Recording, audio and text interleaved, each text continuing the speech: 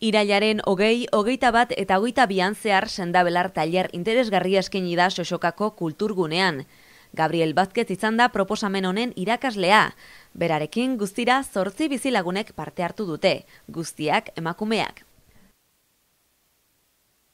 3 egunez eta arratsaldeko 5 8etara partaideek sendabelarren sekretuak ezagutzeko aukera izan dute. Alde batetik sendabelarren jatorria eta ohitura zaharren ezagutza izan da Xoxokako bizilagunek ikasi duten lehenengo puntua. Baita euren erabilpena medikuntza herrikoian. Bestetik Vázquezek sendabelarren ezaugarriak eta azterketa zabaldu zituen partaideen artean. Hauek euren ingurumenean bai landa eta baratzetan aurkitu ditzaketen landareak ezagutu zituzten. Baita horien artean landare toxikoak bereiztea ere.